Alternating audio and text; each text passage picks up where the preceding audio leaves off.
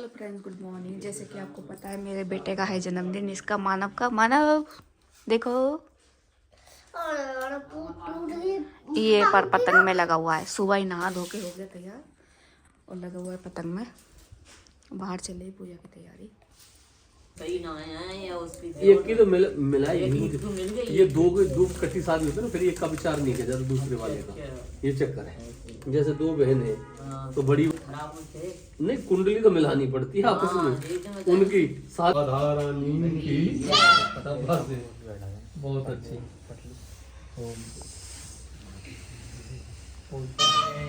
हाथ धो ले अपने अपने।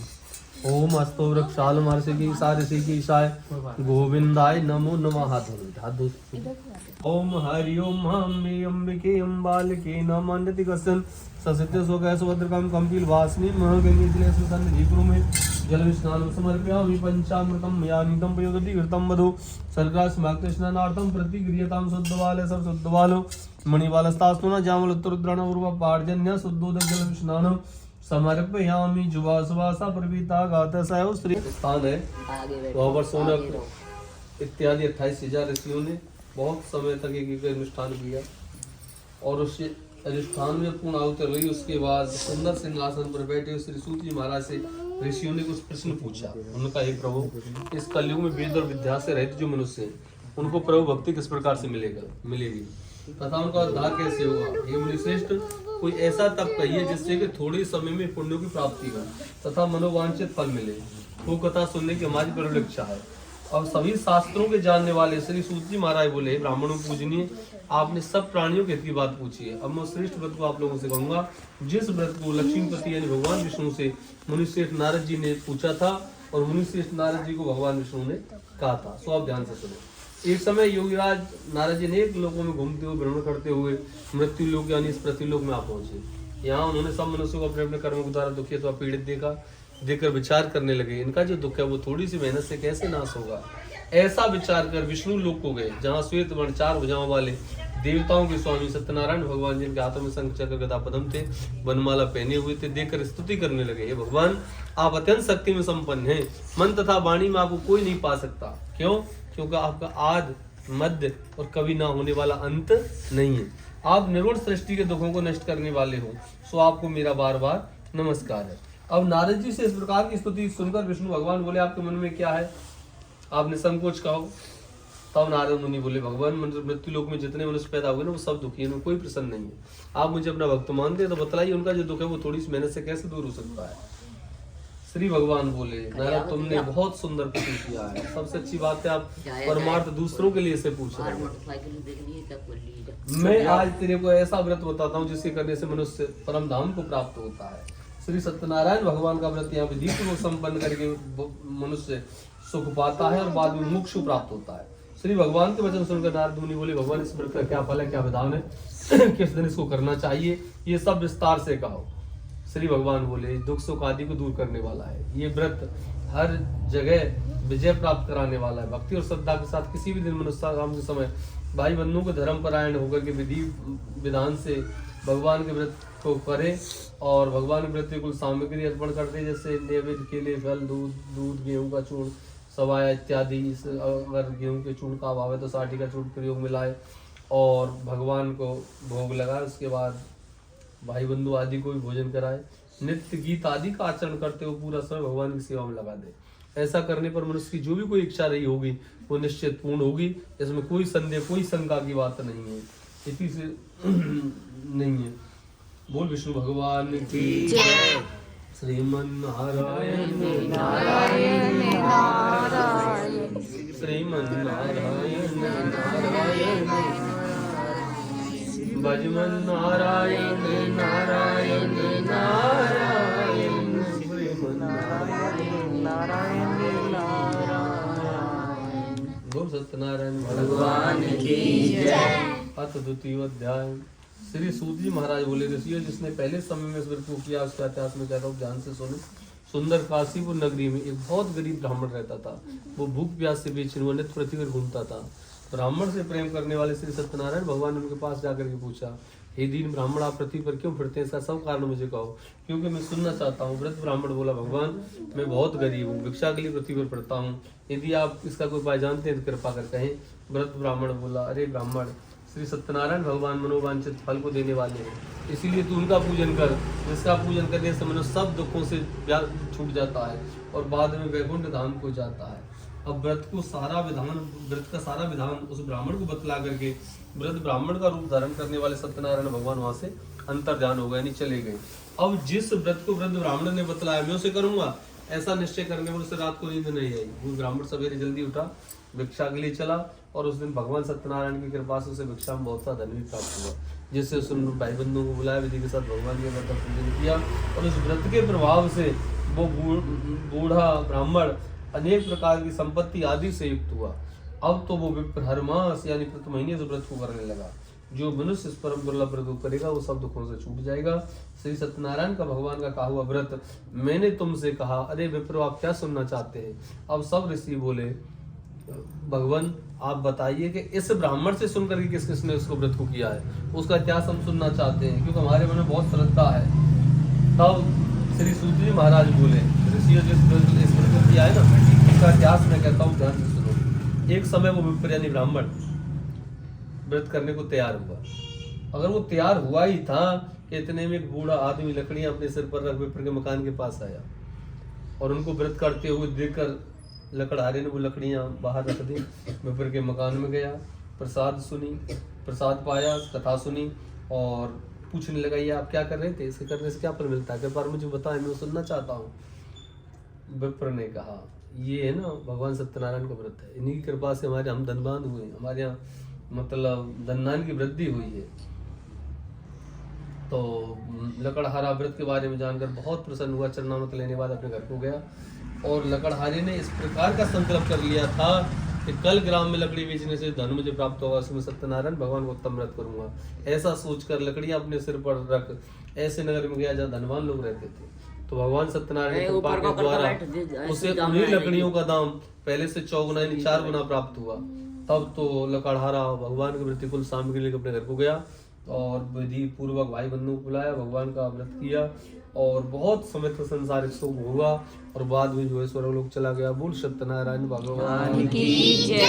गोविंद जय जय गोपाल जय जय गोविंद जय जय गोपाल जय जय गोविंद जय जय गोपाल जय जय गोविंद जय जय गोपाल जय जय श्री राधा रमण हरि गोविंद जय जय श्री राधा रमण हरि गोविंद जय जय गोविंद जय जय गोपाल जय जय गोविंद जय जय गोपाल जय श्री राधा रमण हरि गोविंद जय जय श्री राधा रमण हरि गोविंद जय जय। बोल सत्यनारायण भगवान की जय।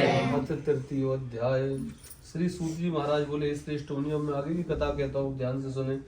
पहले समय में एक उल्कामुख नाम का बड़ा बुद्धिमान राजा था। वो सतवक्ता था, जितेंद्र था, प्रतिदिन देव स्थानों में जाता गरीबों को धंधे कर उनका कष्ट दूर करता था। उनकी धर्म पत्नी बड़ी सती और साध्वी थी। भद्रशिला नदी के तट पर उन दोनों ने श्री सत्यनारायण भगवान के व्रत को किया। जब वो व्रत कर रहे थे उसी समय वो कोई साधु वैश्य आया जिसके पास व्यापार के लिए बहुत सा धन था और नाव को किनारे पर ठहरा कर राजा के पास गया। व्रत करते हुए पूछने लगा, राजन भक्ति चित्त से आप क्या कर रहे हैं? कृपा कर मुझे बताओ क्योंकि मैं सुनना चाहता हूँ। राजा बोला, संतान की प्राप्ति के लिए महाशक्तिवान श्री सत्यनारायण भगवान का व्रत और पूजन किया जा रहा है। साधु ने कहा, मेरे घर में भी कोई संतान नहीं है। राजा ने कहा, इससे निश्चय हो गया। राजा से संतान के बारे में जानकर साधु बहुत प्रसन्न हुआ, अपने घर को गया और अपनी धर्मपत्नी को संतान देने वाले इस व्रत का समाचार कह सुनाया और कहा, जब मेरी संतान होगी ना तब मैं इस व्रत को करूंगा। ऐसे वचन उसने अपनी धर्मपत्नी लीलावती को कहे। एक दिन भगवान सत्यनारायण की कृपा से उनकी धर्मपत्नी संसारी धर्म परिवर्तित होकर गर्भवती हुई और 10वें महीने में उनके घर एक कन्या का जन्म हुआ। अब तो वह कन्या दिनों दिन इस तरह बढ़ने लगी जैसे कि शुक्ल पक्ष में चंद्रमा बढ़ता है।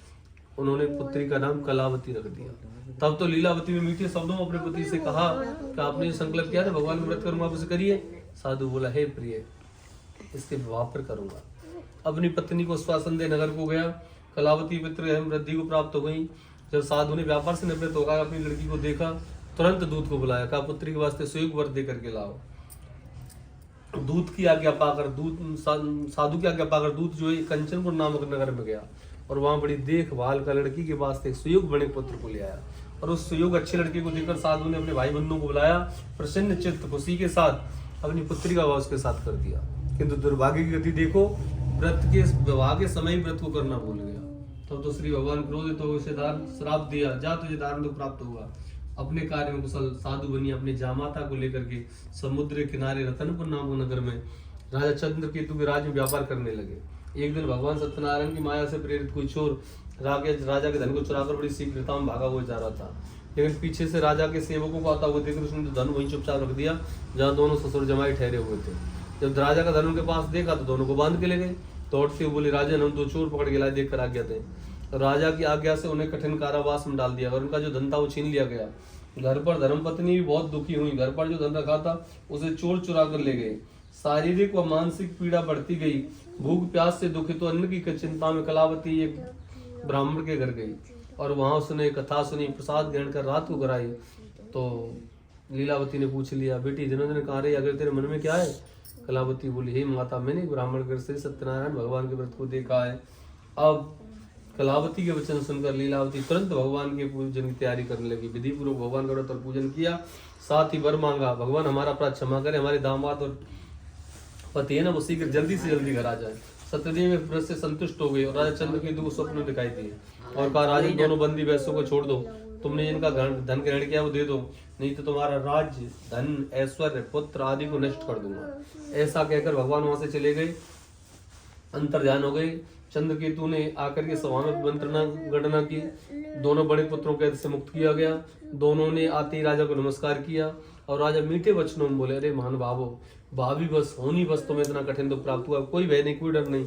ऐसा कहकर उनको नए नए वस्त्र आभूषण पहनाए, जितना उसका धन लिया था उससे 2 गुना दिलाकर दोनों को विदा किया। अब दोनों बंदी वैसे अपने घर को चल दिए। बोल सत्यनारायण भगवान की जय। गोविंद हरे गोपाल हरे गोविंद हरे गोपाल हरे, जय जय प्रभु दीन दयाल हरे, जय जय प्रभु दीन दयाल हरे, गोविंद हरे गोपाल हरे गोविंद हरे गोपाल हरे, जय जय प्रभु दीन दयाल हरे, जय जय प्रभु दीन दयाल हरे। बोल सत्यनारायण भगवान की जय। चतुर्थ अध्याय। श्री सूती महाराज बोले, वैष्णव मंगलाचार करके यात्रा आरंभ की थी। उनके थोड़ी दूर निकले पर दंडी वेशधारी सत्यनारायण भगवान ने उनसे फिर पूछ लिया, अरे साधु तेरे नाम में क्या है? अवमानी बड़े हंसता हुआ बोला, अरे दंडी क्या पूछते हो, क्या धन लेने की इच्छा है? मेरे नाम में तो बेलपत्ती आदि भरे। वैसा कठोर वचन सुनकर भगवान ने कहा, भैया तुम्हारा वचन बिल्कुल सत्य हो। ऐसा कहकर भगवान वहां से चले गए। थोड़ी दूर जाकर समुद्र किनारे पर बैठ गए और राजा वैश्य ने नित्य क्रिया करने के बाद नाव को ऊंची उठी देखा। अब नाव में बेल पत्ते देखकर मूर्छित तो जमीन पर गिर पड़ा। फिर मूर्छा खुलने पर बहुत शोक प्रकट करने लगा, रोने लगा। तब उसका दामाद बोला, आप शोक न करें, ये भगवान का श्राप है, हमें उन्हीं के शरण में चलना चाहिए, तभी हमारी जो मनोकामना पूर्ण होगी। दामाद के वचन सुनकर भगवान के पास गया, भक्ति भाव से भगवान को नमस्कार करके बोला, मेरे जो आपको सत्य गलत वचन कहे ना उनको क्षमा करें। ऐसा क्या मानस होगा तो रोने लगा। तब दंडी भगवान बोले, अरे बड़े पुत्र, मेरी आज्ञा से तुम्हें बार बार दारुण दुख प्राप्त हुआ है। क्यों? क्योंकि तू मेरी पूजा से विमुख हुआ है, परे हुआ है। साधु बोला, हे प्रभु, मैं तो अज्ञानी हूँ, आपकी माया को तो ब्रह्मा भी आपके रूप को नहीं जान सकते, तो मैं कैसे जान सकता हूँ? आप प्रसन्न होइए, सामर्थ्य के अनुसार आपकी पूजा करूंगा, मेरी नौका धन से भर दो। उसके भक्ति वचन सुनकर सत्यदेव प्रसन्न हो गए और उसकी इच्छा अनुसार वर देकर वहां से चले गए। अब साधु ने आकर के विधि पूर्वक भगवान का व्रत और पूजन किया और अपने नगर को चला। जब नगर के बिल्कुल निकट पहुंचा तो दूध को घर भेजा। जब दूध घर पर पहुंचा तो कलावती लीलावती उस टाइम भगवान की पूजा ही कर रही थी। तो दूत ने जाकर कहा, साधु अपने दामाद से नगर के बिल्कुल समीप आ गए। लीलावती बोली, पुत्री, मैं पति के दर्शन को जाती, तू कार्य पूर्ण करके शीघ्र आना। लेकिन कलावती प्रसाद छोड़ अपने पति के पास गई। प्रसाद के विज्ञापन साथ रुष्ट हो गए, उसके पति को नाव सहित पानी में डुबो दिया। अब कलावती को रोता देख और नौका को डूबा देख साधु दुखित होकर करके बोला, प्रभु, मुझसे या मेरे पूरे परिवार से अगर कोई भूल हुई है तो क्षमा करें। उसके भक्तियुक्त वचन सुनकर सत्यदेव प्रसन्न होकर आकाशवाणी मेरे साधु तेरी कन्या मेरे प्रसाद को छोड़ करके आई, इसलिए इसका जो पति दृश्य हुआ है, यदि ये घर जाकर प्रसाद पाकर लौटे तो इसे पति अवश्य मिलेगा। आकाशवाणी से ऐसा सुनकर वैश्य परिवार के लोग घर पर गए, प्रसाद पाया, आकर के कलावती ने पति के दर्शन किए। तत्पश्चात वैश्य परिवार के सारे लोग प्रसन्न हो गए और बहुत समय तक संसारिक सुख भोगा। बाद में जो ईश्वर लोग चले गए। बोल सत्यनारायण भगवान की जय। भजो राधे कृष्णा राधे कृष्णा राधे गोविंद, भजो राधे कृष्णा भजो राधे कृष्णा राधे कृष्णा राधे गोविंद, भजो राधे कृष्ण राधे गोविंद। भजो राधे कृष्णा राधे कृष्णा राधे गोविंद। बोल सत्यनारायण भगवान की जय। अथ पंचमो अध्याय। श्री सूत जी महाराज बोले, ऋषियों मैं और भी कथा कहता हूँ, ध्यान से सुने। प्रजापालन में लिंग तुंगदेव नाम का राजा था। उसने भगवान के प्रसाद को त्याग कर बहुत दुख पाया। एक बार वो वन में जाकर कुछ वन पशुओं को मारकर बड़ के पेड़ के नीचे आया। वहां उसने कुछ ग्वाल वालों को भगवान को व्रत करते हुए देखा। अब ना तो राजा अवमान गया ही, न नमस्कार ही किया। जब ग्वाल वालों ने भगवान का प्रसाद उसके सामने रखा तो प्रसाद को त्याग कर अपनी सुंदर नगरी को चला गया। वहां उसने अपना सब कुछ नष्ट पाया, जान गया ऐसा भगवान का किया है। विश्वास कर ग्वालों के समीप गया, विधि पूर्वक पूजन किया, प्रसाद पाया और सत्यदेव की कृपा से सब जैसा था वैसा हो गया, नहीं ठीक ठाक हो गया और बहुत काल तक संसारिक सुख भोगा। बाद में जो है स्वर्ग लोग चला गया। जो मनुष्य पर इस परम दुर्लभ व्रत को करेगा वो निर्धन धनी होता है, बंदी बंधन मुक्त हो जाता है, संतानहीनों को संतान की प्राप्ति होती है, यानी सब मनोरथ पूर्ण होते हैं, अंत में वैकुंठ धाम को जाता है। जिन्होंने पहले समय में ईश्वर को किया उसका इतिहास में कहता हूँ, ध्यान से सुने। वृद्ध सतानंद नाम के ब्राह्मण सुदामा का जन्म लेकर मोक्ष को पाया। उल्कामुख नाम का राजा दशरथ होकर के वैकुंठ की प्राप्ति की। साधु नाम के वैश्य ने मूर्ख ध्वज बनकर अपने पुत्र को आर्य से चीरकर मोक्ष को पाया। और महाराज तुंगई ने स्वयं भोग भगवान के भक्तियुक्त कर्म करके मोक्ष को प्राप्त किया। बोल सत्यनारायण भगवान की जय।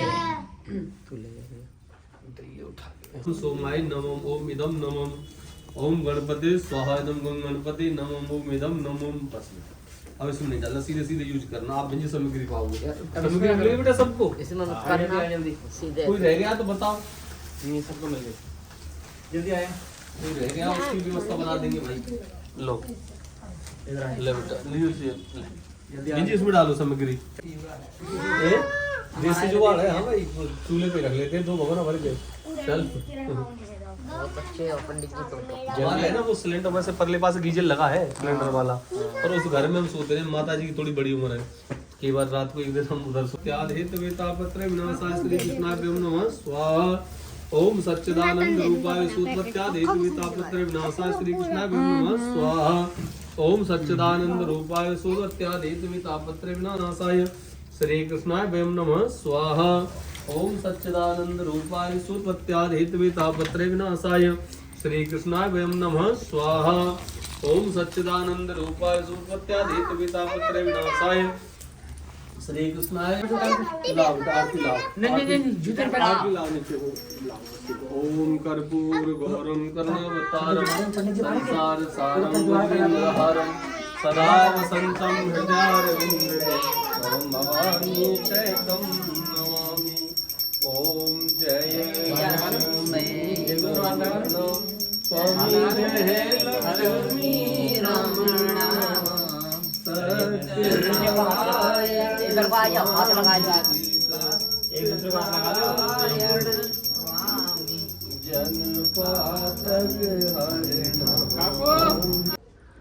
पूजा हो गई सारी। अब ये चाय बनाई है हमने और हम खाने में हम खा के आए भंडारा। चाय बनाई है, सब बाहर दे के आती हूँ मैं। बाहर बैठे हैं सब जने, वो देखो सब जने बैठे हैं।